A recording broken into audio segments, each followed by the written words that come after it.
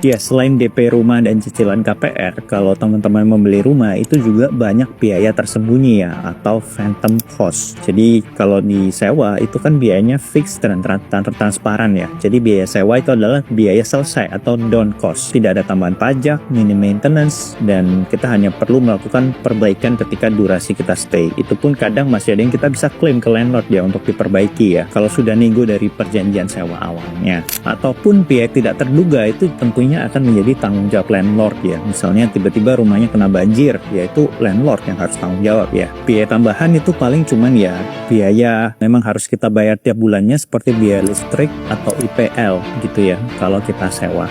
Dan kalau kita ngomongin biaya kepemilikan rumah itu jauh lebih banyak dari sekedar cicilan KPR ya. Yang pertama itu adalah kita harus membayar PBB ya. Jadi ini rinciannya. PBB itu kan misalnya NJOP itu 2 miliar dan NJKP ini 800 juta ya. Itu PBB itu sekitar di angka 4 juta per tahun atau tarifnya itu 0,5% dari NJKP. Dan yang kedua selain PBB itu adalah biaya awal KPR.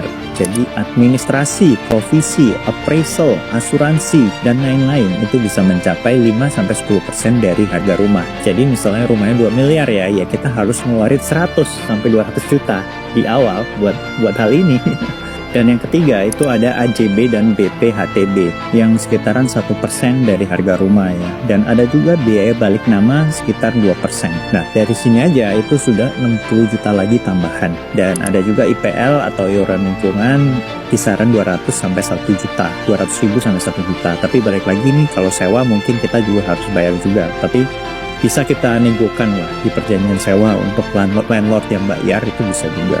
Tapi kalau rumah kita sendiri ya kan dari kita harus membayar gitu kan. Dan yang terakhir, yang kelima itu ada perbaikan atau renovasi. Estimasi wajar itu sekitar 1-2% dari nilai rumah ya, nilai rumah yang kita beli. Untuk rumah 2 miliar ya kisarannya 20-40 juta per tahun ini biaya perbaikan gitu ya. Jadi total biaya tahunan di luar cicilan KPR itu bisa 35-55 juta per tahun loh.